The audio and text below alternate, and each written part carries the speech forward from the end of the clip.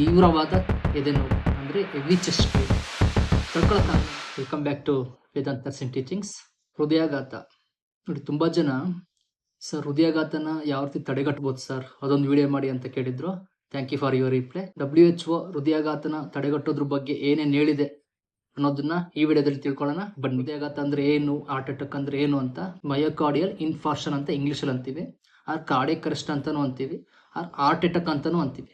Myocardial infarction ಅಂದ್ರೆ infarction ಅಂದ್ರೆ ರಕ್ತ ಸಂಚಾರ ಯಾವಾಗ ಕಡಿಮೆ ಆಗುತ್ತೋ ಆ ಟಿಶ್ಯೂಗೆ, ಅವಾಗ ಹೃದಯಾಘಾತ ಸಡನ್ ಆಗಿ ಆಗುತ್ತೆ. ಹೃದಯಕ್ಕೆ ಬ್ಲಡ್ ಸಪ್ಲೈ ಆಗಿಲ್ಲ ಅಂದ್ರೆ ರಿಮೈನಿಂಗ್ ಬಾಡಿ ಎಲ್ಲ ಡೆತ್ ಆಗುತ್ತೆ. ಅದಕ್ಕೆ ಹೃದಯನ ನಾವು ಹೆಚ್ಚಾಗಿ ಕೇರ್ ಮಾಡಬೇಕು. ಮೊದಲನೇದು ಲೈಫ್ ಸ್ಟೈಲ್, ಒತ್ತಡ ನಿರ್ವಹಣೆ, ಸ್ಟ್ರೆಸ್ ಮ್ಯಾನೇಜ್ಮೆಂಟ್. ಯಾವಾಗ ನಾವು ತುಂಬಾ ಸ್ಟ್ರೆಸ್ ಮಾಡ್ಕೊಂತ ಇರ್ತೀವಿ ಆಗ ಹೃದಯಕ್ಕೆ ಫಾಸ್ಟ್ ಆಗಿ ಬ್ಲಡ್ ಸಪ್ಲೈ ಆಗುವಂಥದ್ದು, ಸಡನ್ ಆಗಿ ಕಾರ್ಡಿಯಕ್ ಅರೆಸ್ಟ್ ಆಗುತ್ತೆ. ಅದಕ್ಕೆ ಸ್ಟ್ರೆಸ್ ಮ್ಯಾನೇಜ್ಮೆಂಟ್, ಇದ್ರ ಬಗ್ಗೆ ನಾನು ವಿಡಿಯೋದಲ್ಲಿ ಹೇಳಿದ್ದೀನಿ, ಅದು ಇನ್ನೊಂದ್ಸಲ ನೋಡಿ. ನೆಕ್ಸ್ಟ್ ವೆಯ್ಟ್ ಮ್ಯಾನೇಜ್ಮೆಂಟ್, ತೂಕ ನಿರ್ವಹಣೆ.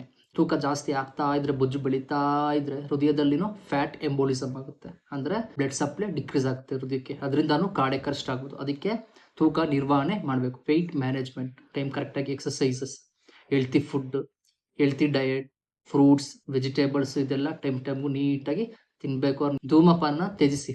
ಏನಾದರೂ ಅಭ್ಯಾಸ ಇದ್ರೆ ಸ್ಮೋಕಿಂಗ್ ಮಾಡೋದು ಇವತ್ತೇ ಸ್ಟಾಪ್ ಮಾಡಿಬಿಡಿ, ಅದರಿಂದ ಹೃದಯಾಘಾತ ಆಗೋದು ಚಾನ್ಸಸ್ ತುಂಬ ಇದೆ. ಅದರಿಂದ ಧೂಮಪಾನ ತ್ಯಜಿಸಿ.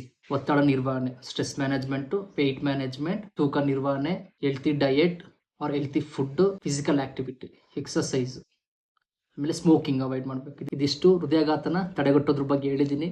ಈ ವಿಡಿಯೋದಲ್ಲಿ ಏನಾದರೂ ಅನುಮಾನ ಇದ್ರೆ, ಡೌಟ್ ಇದ್ರೆ ಕಮೆಂಟ್ ಬಾಕ್ಸ್ ಅಲ್ಲಿ ಹಾಕಿ, ನಾನು ಅದಕ್ಕೆ ಉತ್ತರನ ಕೊಡ್ತೀನಿ. ಮತ್ತಷ್ಟು ವಿಡಿಯೋಗಳಿಗಾಗಿ ಸಬ್ಸ್ಕ್ರೈಬ್ ಆಗಿ, ಫಾಲೋ ಮಾಡಿ, ಆದಷ್ಟು ಈ ವಿಡಿಯೋನ ಎಲ್ಲರಿಗೂ ಶೇರ್ ಮಾಡಿ. Thank you.